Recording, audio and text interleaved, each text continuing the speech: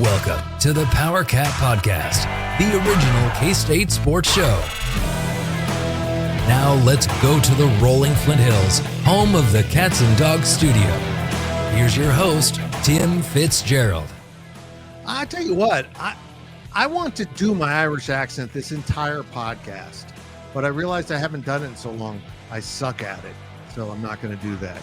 Welcome to the Powercat Podcast, recording this literally less than an hour after the announcement of Kansas State playing Iowa State in Ireland to start the 2025 season.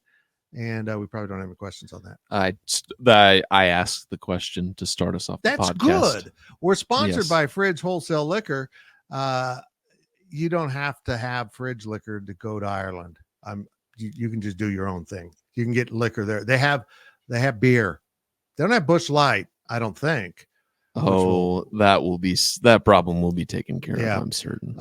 Dear Dublin, I am a lost child from County Cork. I would encourage you to buy lots of Busch Light. And I mean, start stocking up and stacking it up right now. It doesn't have to be fresh beer. They're Iowa State fans.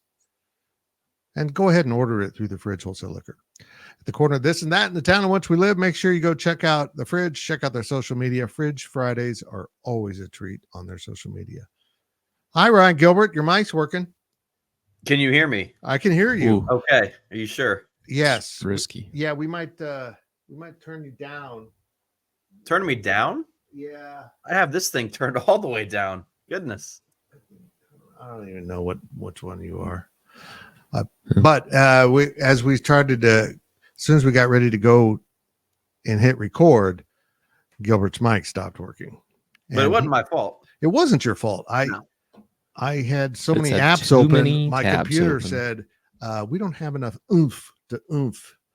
So they couldn't run that microphone quite right.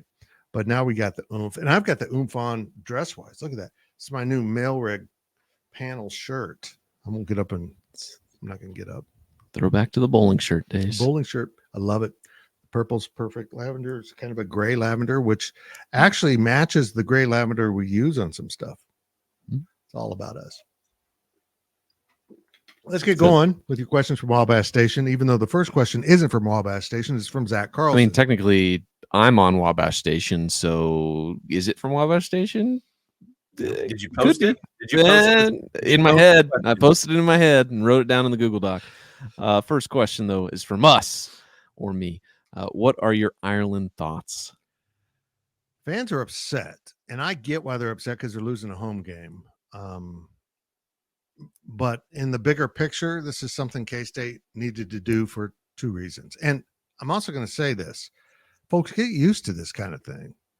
The new Big 12 is going to have to get creative and making sure they get on big stages, whether it's going overseas to play a week 0 game or, other things, playing on Friday night. The Big 12 is going to have to do things to increase their visibility because most of those key time slots on ABC, Fox, and ESPN and ESPN2, I fear a vast majority of them are going to the Big 10 and SEC. After all, they have a lot of money invested in that. And the Big 12 is secondary. So I can see this perpetuating itself into more things. I am told K-State will profit on top of their normal income from a home game at $1.5 million. And in this day and age of escalating costs of college athletics and the constant battle to keep up, do you have enough NIL? Are you paying your coaches enough? How many times have you folks wanted to pay coaches more so that you can retain them? Well, these are the kind of things you got to do to pay the bills. That extra $1 million doesn't come out of thin air that you just awarded Joe Chang's basketball program. You have to find income, and this will be common. K-State's going to have some budget shortfalls coming up if they don't address this, and this is one of the things they're doing. And of course, I personally love it. I've always wanted to go to Ireland. According to the doctors, I'm running out of opportunities. So this is a great opportunity for me to make it to the land of my peoples. And I'll take Ryan Gilbert and I'll leave him there. This On the was other all side your of the pond. plan. This is it. I'm going to take you to Ireland Yeah. and then sell you to a potato farmer. I mean, oh, go ahead. Are you still going? Okay. I mean, if you are a fan of Farmageddon, if you think that Iowa State is the most Excuse me, it's Farmageddon. Farmageddon. Yes. Sorry, I did see that. Powercat Ryan came with it. Farmageddon. Farmageddon. If you think that is K-State's most important rivalry, if you're Iowa State and you think K-State's your most important rivalry, this is disappointing. Yeah. To take a game out of the backyard. They played 2 games in Arrowhead, but it's weird because they don't play in 2027. It has the long streak. They aren't going to play each other that year. If you were going to play a game over in Ireland, pick that one and make it a non-conference game. That's my personal opinion. But this is good for the Big 12. First Big 12 matchup over there. It might be one of the best week 0 games ever.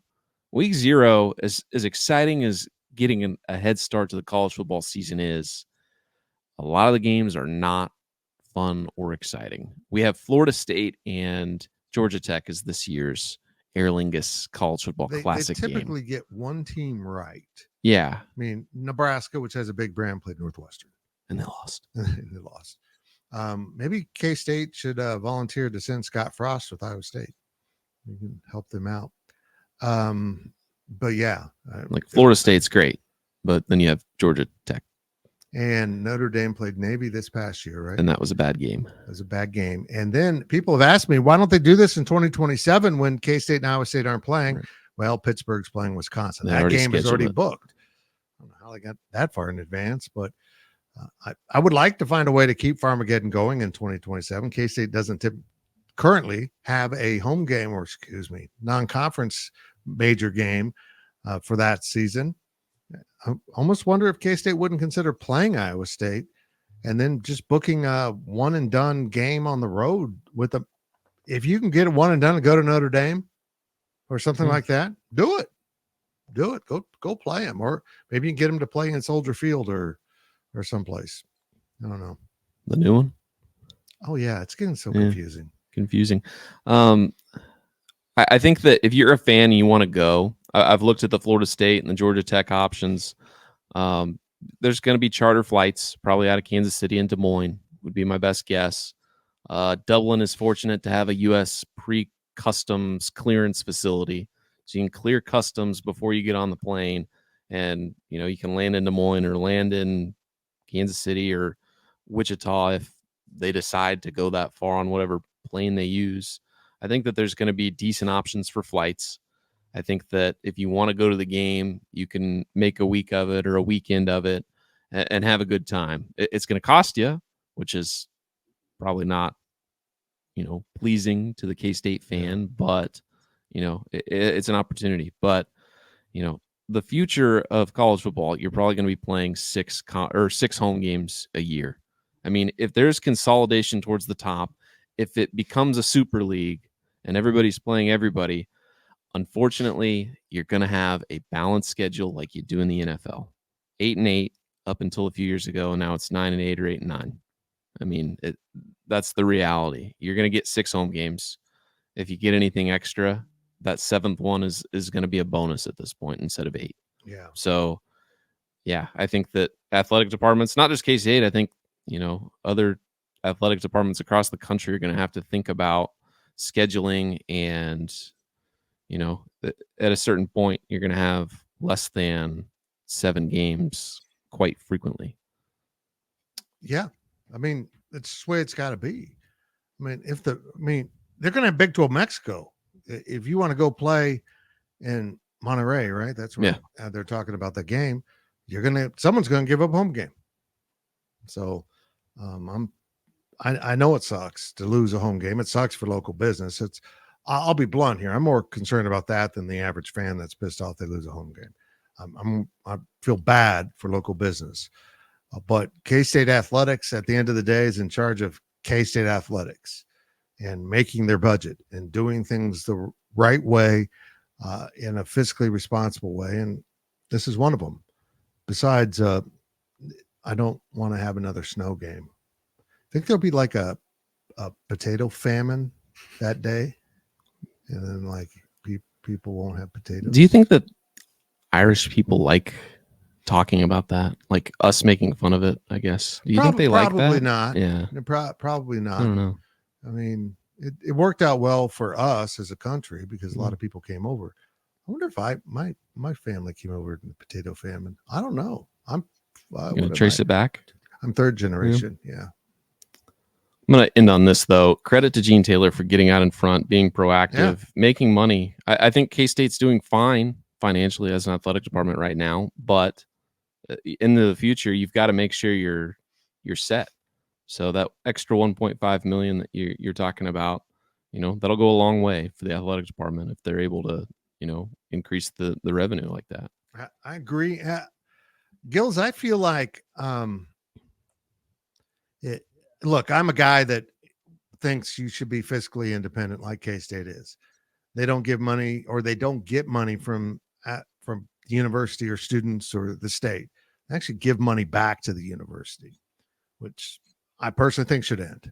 I mean, it's not like athletics isn't a great situation either. And I'm a big believer in paying your own bills and not having taxpayer money do things. That's what's behind everything going on with me and Kansas. I just want some clarification. If tax money is being used on athletics in the state, okay. I just, it's a simple answer. And KU fans keep telling me, no, it's not. And it's got to be. And I'm so glad Travis is going to talk to me about that tomorrow, or today when you listen to this. But, things are tight for K-State when they do it that way. When they do it the right way, it makes it difficult. You can't just dial up some more money from the state. You're not Cal. Someone told me Rutgers gets $30 million a year from their university to run athletics. You're in the damn Big Ten. Why do you need that much money from your university? So I'm all in on this, and I know there's some downside to it, but of course I get to go. That probably it clearly is making me more in favor of it because I get to go to Ireland. Sure. It's about me. It's about Fitz. Next question is from Wabash81. I've noticed the past couple of years more freshmen football signees are enrolling in the spring semester. Is that up from previous years, and how much of an advantage is it for a college athlete to enroll early? It's a huge advantage to be here for spring, have an adjustment period. Remember everything you went through as a freshman when you came into the university, your eyes were wide, you're moving into a dorm. Everything's new. Throw in, oh, by the way, you got 2-a-day practices. This gives them an opportunity to kind of settle in. Spring football is less demanding. They come in doing the off-season weight program. Anytime you can get a freshman to stack 6 months more of weight training on top, it's going to help. And some players probably have been able to play because they came early. I think it sucks for the kids. It's almost like pressure now, Gills, to come early and enroll to increase your chances to play. But I can't imagine missing my last semester of high school. Yeah. And plus I was running that place. I was in charge, Gills. What were they done without me? I don't know. But they would have gone to Salina South.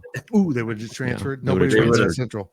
Yeah, but you can ask Avery Johnson that question, like him being prepared to play in this past season. Okay, if he doesn't come in the spring, that whole thing is probably going to be a different situation if he's just arriving in the fall and then having to play. So coming in the spring, obviously it is what there's obviously, like the last thing we just talked about with playing in Ireland, there's going to be pros and cons to anything out there. Yeah, I would have hated to leave. My poor prom date would have been there all by herself. Oh no.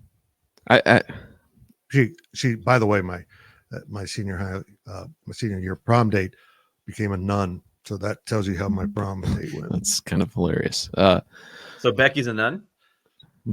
Now, at this point. Yeah, at this point, she's taken the vow of, well, never mind. I'm not going. My thing is, if you're a freshman in the old days, if you're a freshman football player and you're going to play as a true freshman, you're going to play all 4 years. How many spring footballs do you get if you enroll enroll in the fall. You get 3. Yep. You don't get to go do spring football after your senior year. It's pointless. So essentially, the calendar has shifted, at least in the favor of developing you as a football player. You graduate high school early, you enroll in January, you get the full calendar year of football, and it makes sense that way. You get 5 years of eligibility. Look, folks, I know it's a total mess right now, but when they get back to it, which they are, you get 5 years of eligibility to play 4 seasons. And if you there 5 years, the last semester of that 5-year eligibility, there's no football other than more practice, which you're not going to do. So this front loads that final spring practice into the front end, and you get the extra spring practice, like Zach just said. Yeah. It's cool. This probably does fuel the transfer portal a little bit. I think there's probably quite a few guys in the transfer portal. That last semester of high school is their first semester of college. They're on campus in the summer. By the time they start what would have been, all of their high school classmates' first day of college, they probably have 30 credits. They're probably academically sophomores. And, if you continue doing that throughout your career, it's easy to get a degree in 2.5, 3 years if you work at it. So, took me 4.5. A lot of these 3-year transfers with 2 or 3 years of eligibility remaining, they're probably technically grad transfers and could have gone anyway, and under the previous rules of just dipping out and transferring and playing immediately. So, plus you look at it the other way. You see kids show up on campus for spring practices, and then they realize I'm in the wrong place. Yeah. So then they portal before they ever play their first season. They portal out. They got all the lifting in. They got the physical, kind of building up, but they just switch schools, and we've seen that happen at places. Yeah. Next question's from Get Off the Schneid. How do you currently feel about K-State football's recruitment in the class of 2025? Well, first, I'm going to hype the VIP podcast that'll be coming up later today on the website, and it is for our subscribers only.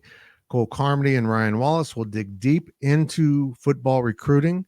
And so if you're a subscriber, I encourage you to go get ready for that. I think it's going to probably go up at 11 o'clock on Thursday. And it has not gone spectacularly well in terms of in-state, but I think the state of Kansas words out that there are players here. And I think more people are coming in. And honestly, we'll just see how it shakes out. It's not done till it's done, but and also I know K-State wants as many as in-state players as they can get, but if you find someone better at the position and they're in Iowa or Oklahoma, you're going to probably take them. It's all about talent, and they do take a lot of Kansas kids because there is talent here. People are figuring it out. K-State keeps winning. Why is that? Oh, they're recruiting a lot of Kansas kids. Yeah. Probably a little frustrating, as always, having one commit at this point in the cycle. Yeah. But it hasn't really meant much, in my opinion, over the last few years. So, it's kind of business as usual. You'd like a kid to, commit early before the summer, but, it is what it is. If you can get Lincoln Cure as the next one, or, the next 3 or 4, you probably feel really good about the class. So if you can get those types of guys, your 4-star, your top 24/7, he's number 27 in the country right now, according to 24/7 Sports. So if you can get those types of prospects, especially the ones that are in your state, I think that it can calm some nerves a little bit. Yeah. Kind of like Avery. Not that class was bad by any means. It was a great class, but Avery kind of being the centerpiece of it just made it that much better. And if we stop and, look at the Dylan Edwards situation, just because they didn't come here doesn't mean they don't end up here. And I don't know if we got questions on that. Is the last question of the. Let's go ahead and get to that. Okay. From Infected Testicle, would Dylan Edwards be a good addition? Yeah, absolutely. And I know fans were, butthurt and it wasn't handled particularly gracefully by the Edwards family. But one group of people that never closed the door on the Edwards, and Dylan in particular, was the K-State football staff. They always told him, okay, we're here if you need us. We're here if you decide to change. And now they're the front runners because of that. If they had slammed that door shut like Notre Dame did, and he's not considering them, then that would be the plight.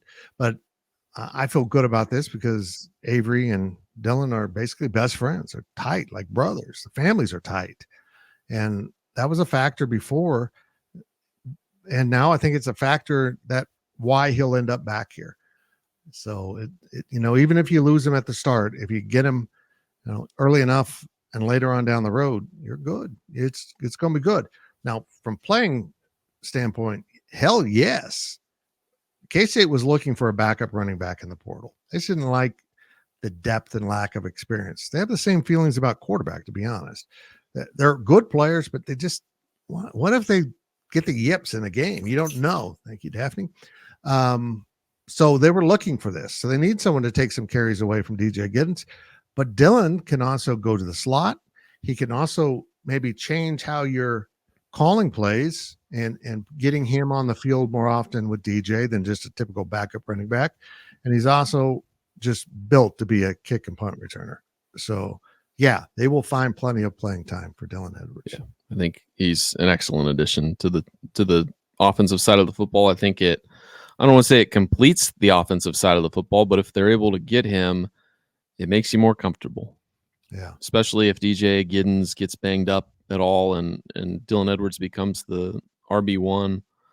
I don't think that anybody's upset at that.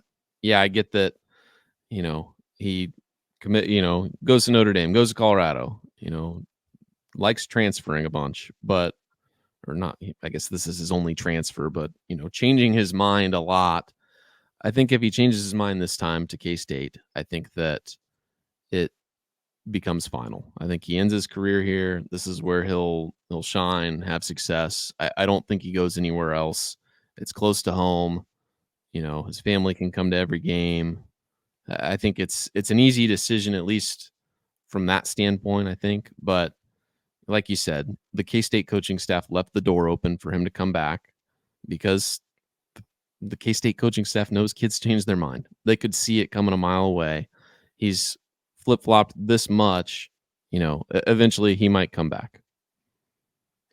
The question that I'd maybe present is what can Kansas State promise Dylan Edwards, right? Like DJ Giddens is there. There are some wideouts that are there. Who knows who's going to be returning kicks or punts? What can you promise Dylan Edwards? Because he seems to me, and I'm sure you guys would probably agree, that he's the type of guy that wants to be promised that he's going to play. And he doesn't necessarily, I don't want to say he runs away from competition, but he wants to know that he's going to be able to play. So that might be the biggest challenge for K-State and that staff is the pitch to where he fits in on the roster. He's obviously very, very familiar with Manhattan, Kansas State University. Avery Johnson's been outspoken about trying to get Dylan Edwards to come back. And so credit to K-State, though, for keeping that door open. You never want to shut it.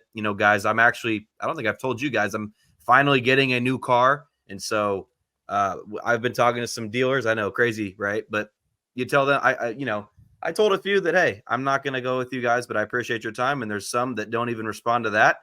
And then there's some that are saying, okay, we appreciate your time. If there's anything that they can do to help me out, by all means, reach out. And so that's what Kansas State did, right? Just because it didn't work out that one time doesn't mean it can't work out in the future. So I think the biggest thing is just what can Kansas State staff sort of pitch to Dylan Edwards as to how he'll fit into that system. I think that maybe the locker room, right? You might be, I don't want to say you've got to keep a sharp eye on Dylan Edwards, but keep him in check, right? You want to keep him happy. If he's not happy, he, bluntly put, has shown that he'll get up and leave. And so you've got to promise him something and you got to keep that promise. And so maybe the challenging part here is the fact that DJ Giddens is there. And I don't want to have it be, if you're K-State, you don't want to tell him, hey, when DJ Giddens gets hurt, you'll be number one running back, right? I think you, but does Dylan Edwards want to be sort of a gadget guy in the offense? These are all questions that I don't know the answer to. Maybe Wally or Cole or Dylan Edwards himself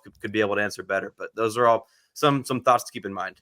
To your point, Gills, I think that if he does return to K-State, I think that's a sign of being humbled a little bit and accepting your role. And you might have gotten in over your head trying to go to Colorado, and it just didn't work out. I think that if he does come to K-State, I think that's at least, a recognition that, hey, one, I should have been here all along. Two, I should probably accept the role that's given to me, and it's all going to work out in the end.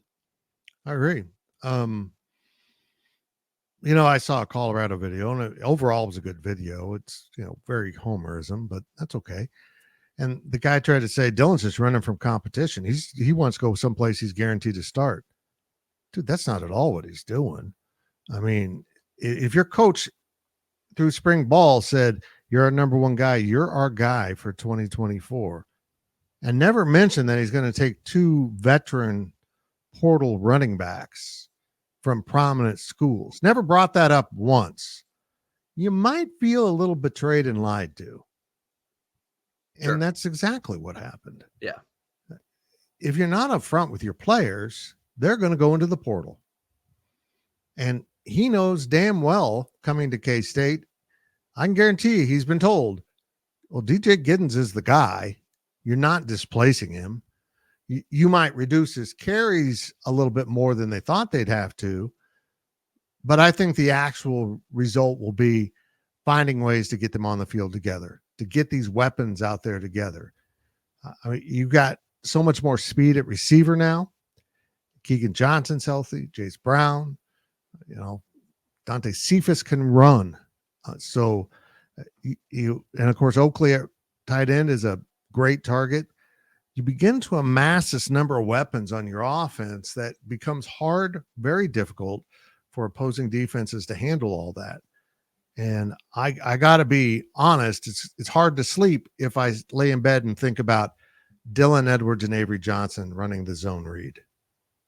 What do you take away? How do you handle that?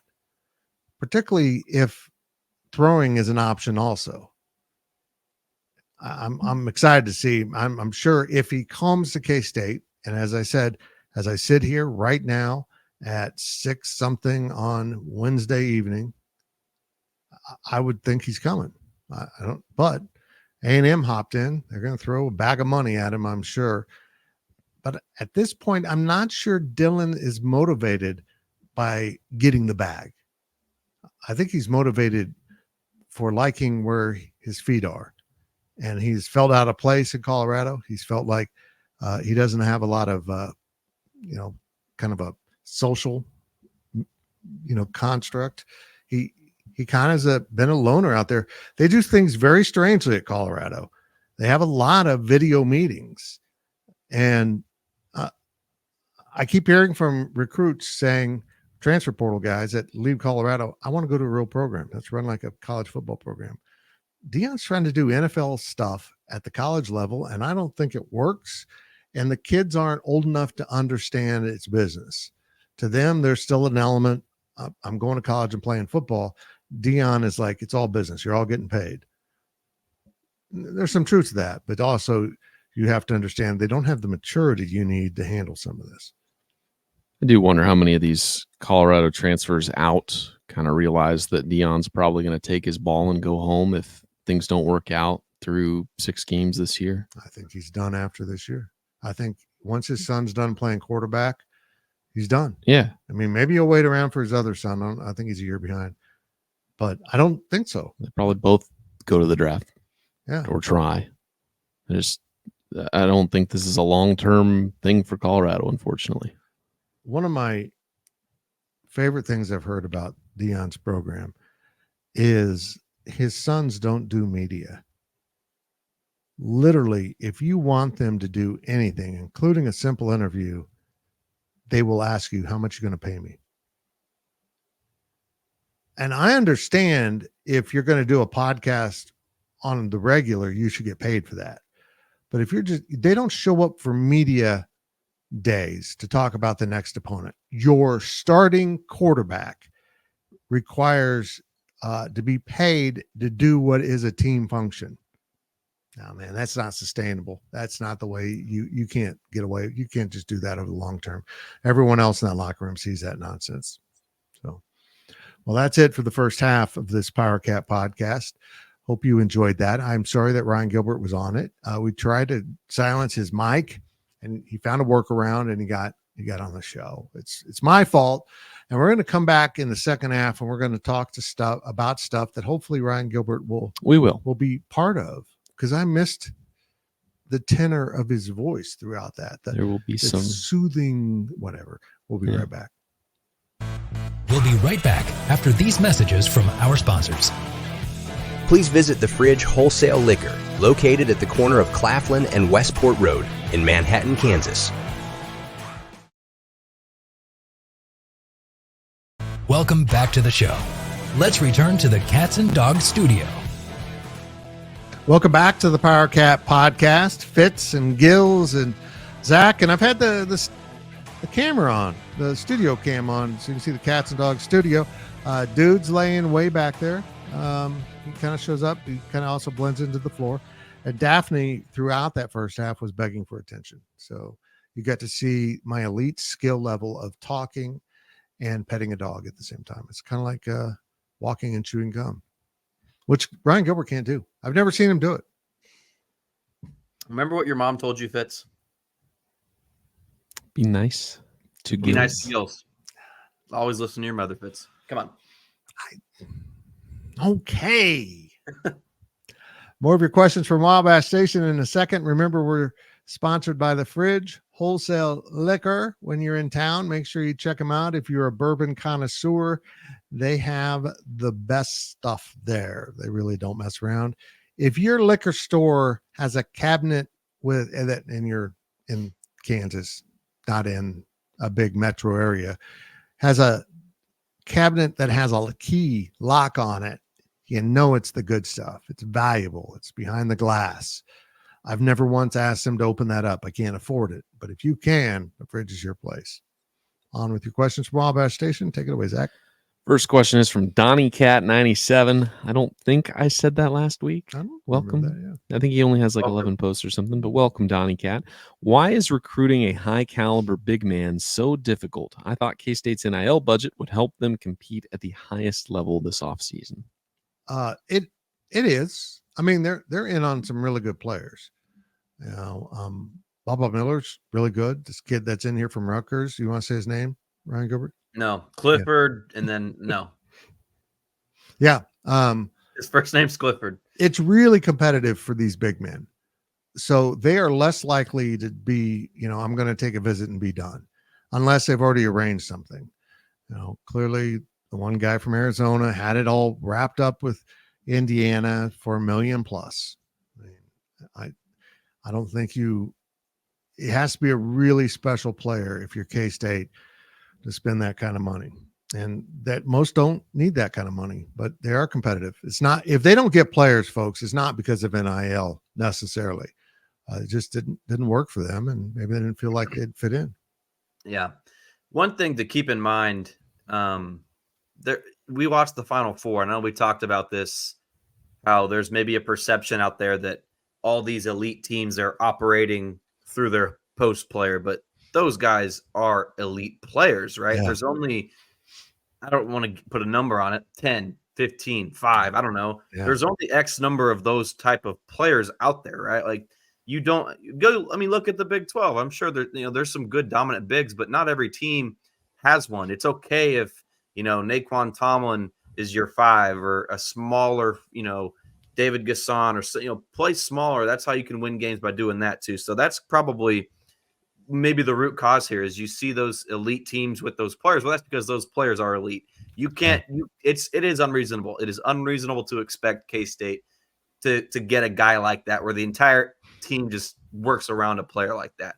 If you can get a guy like Michael Beasley, I know he wasn't a 5, like a center, but where he's that special. Guys, if Michael Beasley was playing right now, any team would revolve around him. If any point guard, any center, wing, forward, doesn't matter. Those special players, right, that we saw in the Final Four, that's where this is coming from. But, so that kind of leads me into the point here, is that there's just not that many special centers out there, right? Like even Baba Miller is probably, you're getting him for his longer, what his potential, what he can maybe do moving forward. Clifford from Rutgers, again, he is a big time guy, and if K-State can get him, then absolutely, that's huge.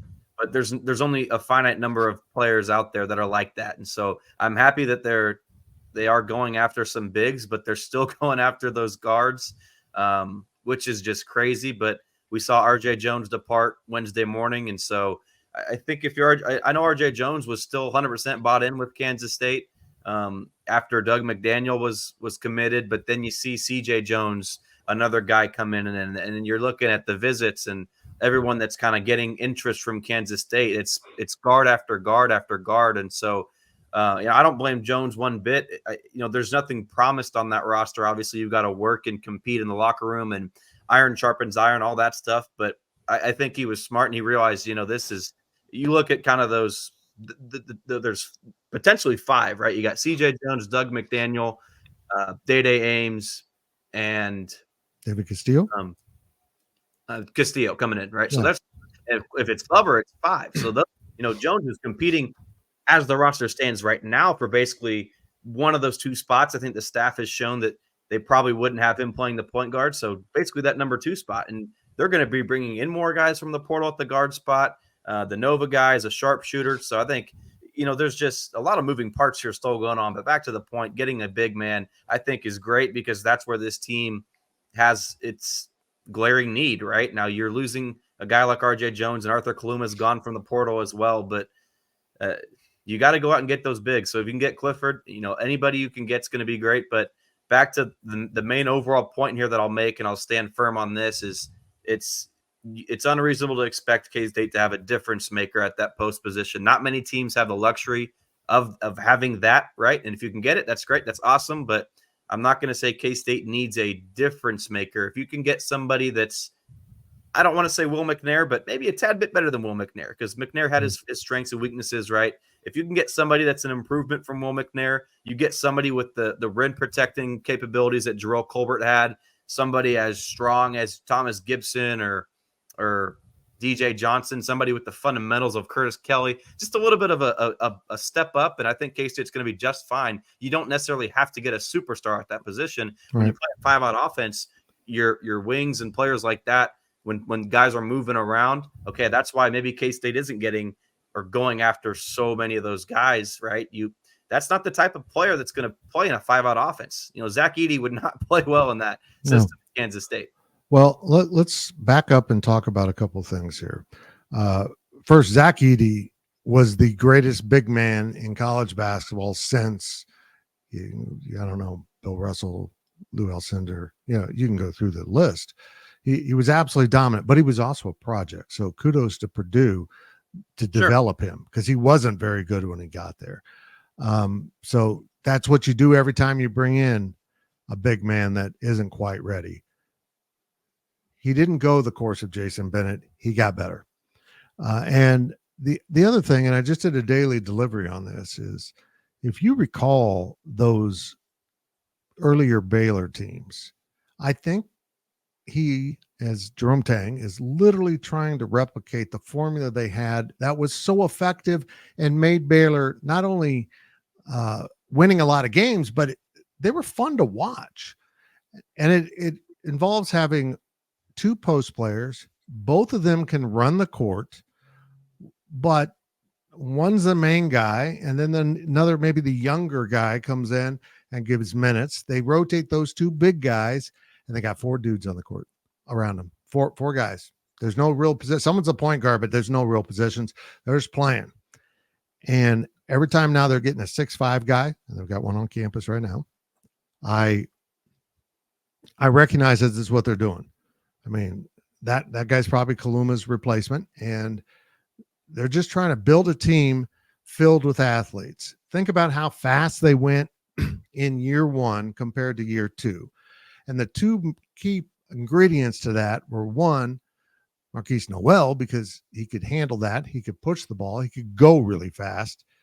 But year 5 was David Gasson, who proved to be not able to hold up defensively as the 5, but offensively their fives couldn't keep up with him, and he was rim running and getting a lot more dunks.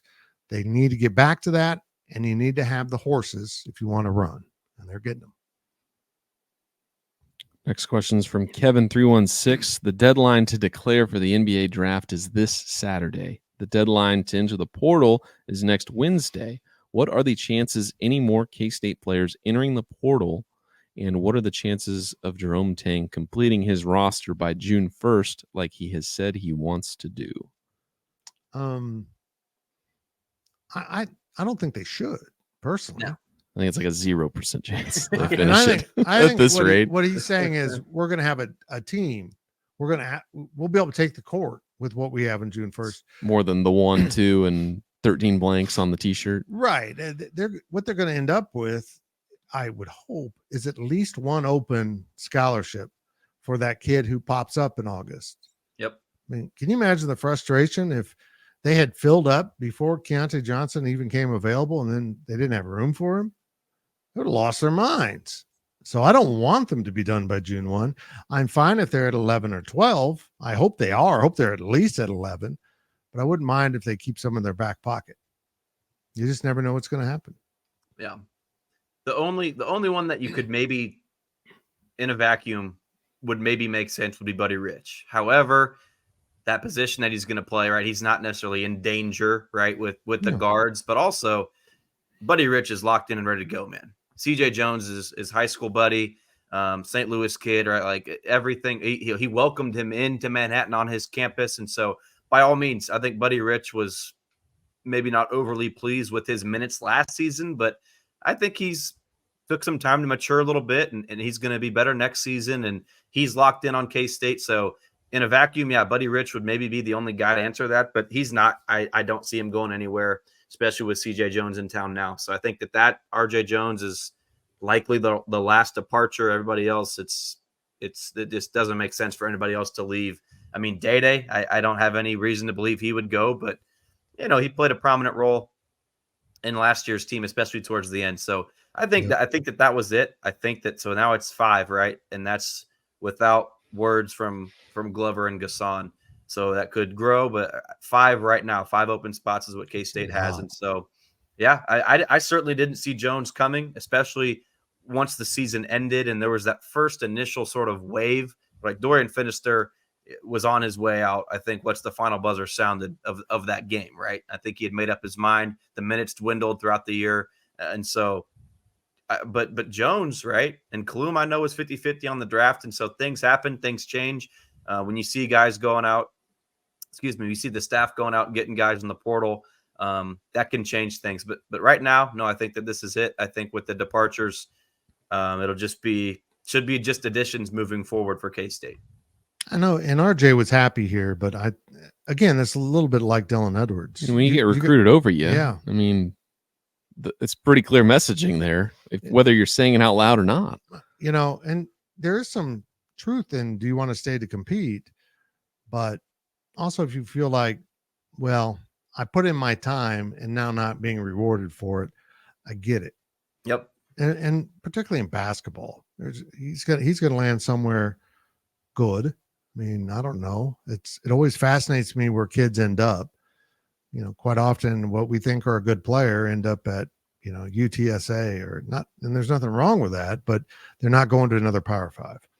And maybe that will be his plight, but I don't know. I can almost see him going to like St. Louis or something, but not sure. What's his hometown? Why am I spacing that off? Where's he from? Dallas area. Yeah. So maybe SMU, play ACC, something like that. I could see that. And I'm happy for the kid because he's going to find his happy. And as fans, we don't appreciate that enough. If you're in a situation where you're not 100% in, you're not 100% happy, you probably should go somewhere to find that. But be very calculated in how you do that. Just don't say, okay, I'm going to go over here and roll the dice. No, make sure you do your research. We don't know what the messages are right now and also in the recruiting trail, but I would have to believe that maybe the staff's message to some of these guys, the high school recruits, may have changed a little bit from the time RJ Jones had committed, right? I think it was, especially after this past season, you look at Kansas State missing the NCAA tournament. Jerome Tang, he knew something that, I'm not saying something had to change drastically, but he knew that he had to get back to the NCAA tournament, especially after getting that raise and the Arkansas scare and all that stuff. And so the philosophy a little bit has changed. They're going out in the portal and they're getting dudes, right? Early on, you go back to last season, absolutely. They went and gotten Tyler Perry, Arthur Kaluma. They got dudes, right? But those guys in the high school ranks, I think, were still maybe had a fair shot to be part of that plan for the next season. But now, the writing's on the wall. Actions speak louder than words when they're going out and recruiting those guys in the portal. I mean, by all means, we don't know what the message was now. It could have been, hey, RJ, you've got to go out and show us in practice. And if you're good enough, whatever, you're going to start. Or we don't know. It could have been the opposite and said, I mean, you're just going to be, because like you look at last season and RJ was by and large a 3-point specialist. I don't think they gave him the keys that like they gave Marquise Noel or a play like that. Okay. And so who knows what the conversations were like, but I forget what the question even, the point even was here, but a lot of things happen between, behind closed doors and stuff that we may not know about. And so, yeah, I forget what the question even was. But you've learned a lot from me. It's also in front of you, is it? You have it open. I have it on my phone, but I don't have my phone like open the whole time. You're slowly moving off screen too. Is black right now. Oh, my home screen. There it is. Yeah. Now that's what I'm looking at. Okay. You're slowly moving off screen too. There. I'm drifting. Yeah. I don't know. See, I would be surprised if something happened that forced RJ Jones in the portal other than seeing the staff recruiting over him.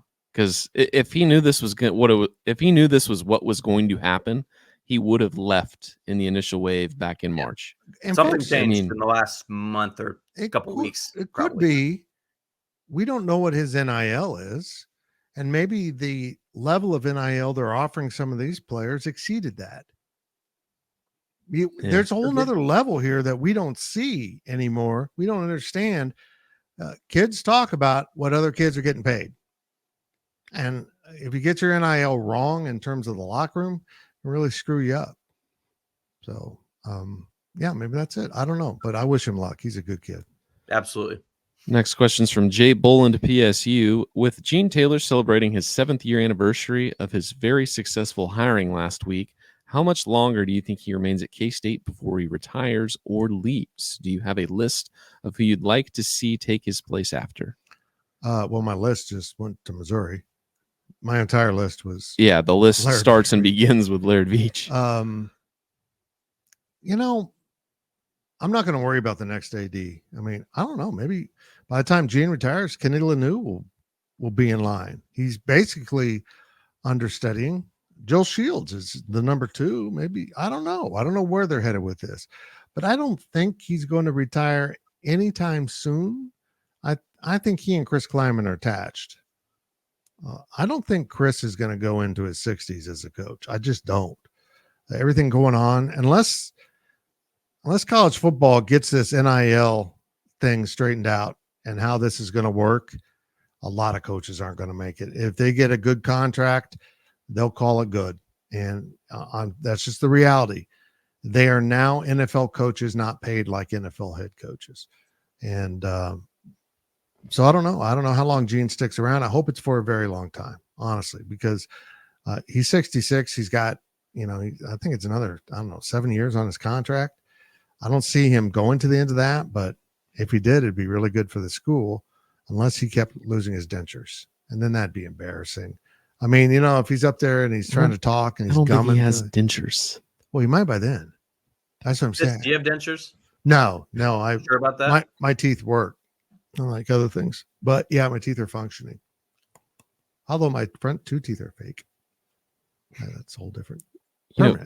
Give credit to Gene Taylor, give credit to John Curry for the financial outlook of the department, the financial health, running at a surplus, getting rid of university funding. I mean, from a business standpoint, they did a good job. I'm a little worried at who the next guy is going to be, right, just because of how good K-State has been. Gene Taylor has hit it out of the park with head coach hires, and it's not just football and basketball. He's done a lot of good things in the hiring realm. At some point, somebody is going to make a mistake, whether it's Gene. There's going to be a bad hire one day, and I hopefully it's not the next AD is the point I'm making. Hopefully they can find whoever it is. They have some sort of experience. I think Laird Veach would be great. There's probably a dozen other guys that would do a great job at K-State. That's how they found Gene at Iowa. That was, 2017 when his name popped up. Nobody really knew who he was. Nobody knew who he was. So there's tons of individuals across the country that are number 2s or number 3s that are probably ready to be a Power 5 or Power 4 athletic director. So I'm not terribly worried, but when you look at how much success, when will it run out from a financial aspect, a budget aspect, and getting very fortunate with your head coach hires. Agree.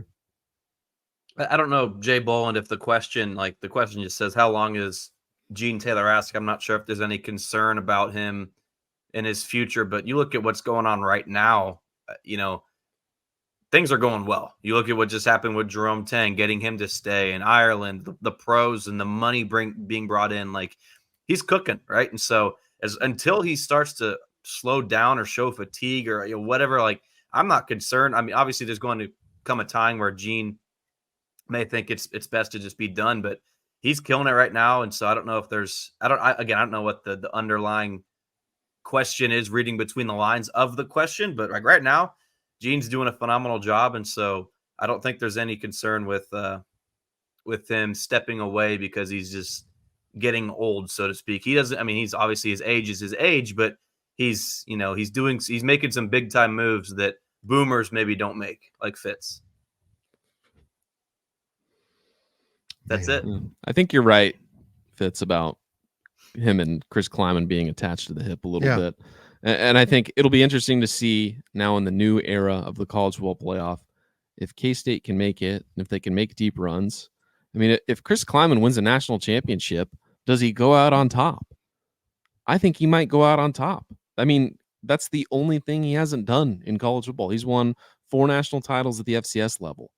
Then if he goes and does it at the FBS level, what more is there to prove? I'm going to look right into the camera and say this. If Chris Kleiman wins a national title and announces on the stage, that's it for me. I've done it. I'm out.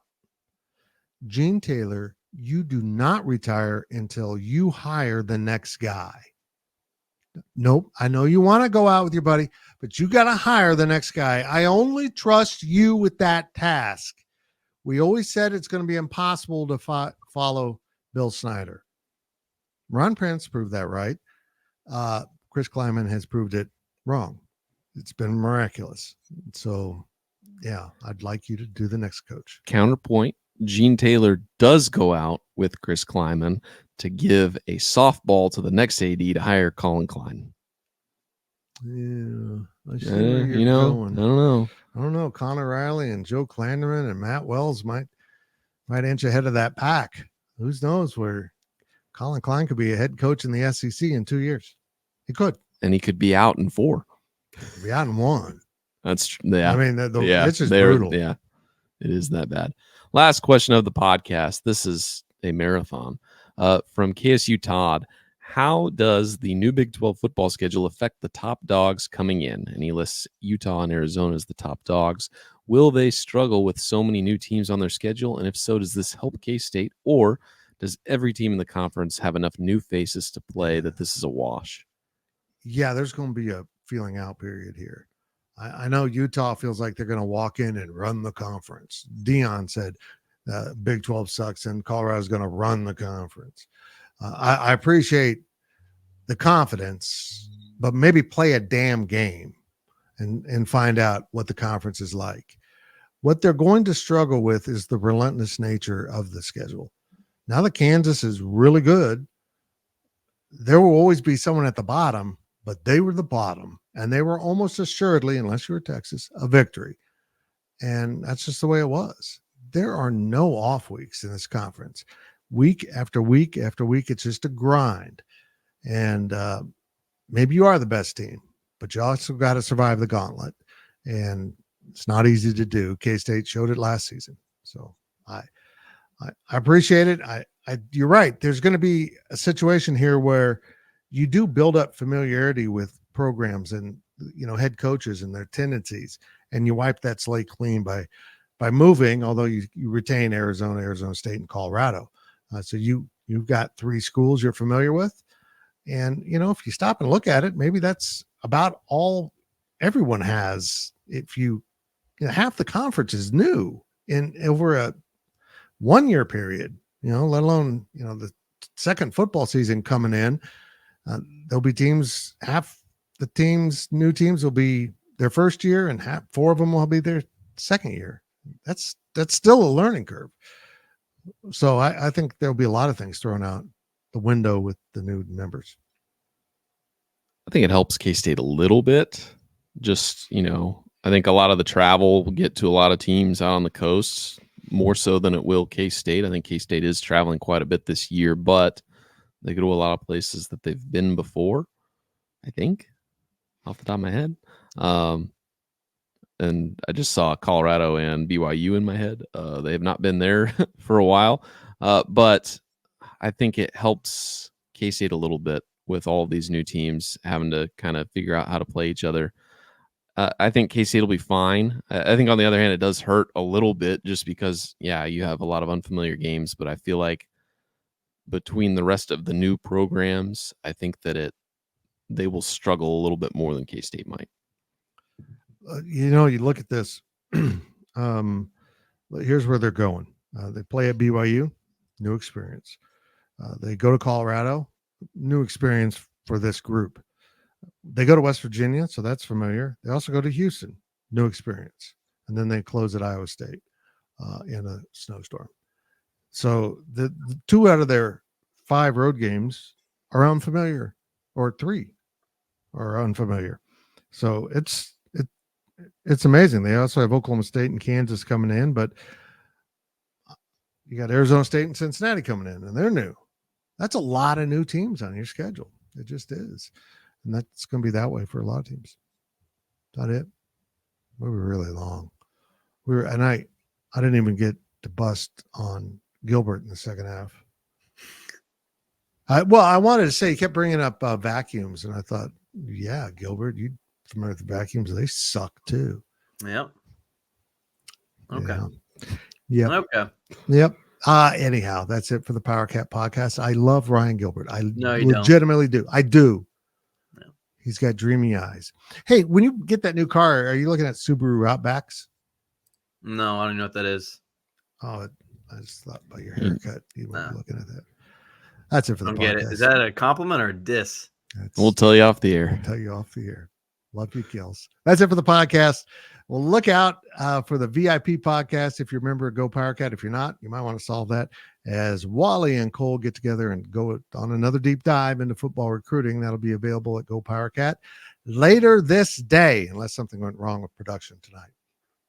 You always got to put that asterisk in there. Bye. This has been a GoPowercat.com and Spirit Street production. Please support this show by subscribing to this YouTube channel or follow us on your favorite podcast platform.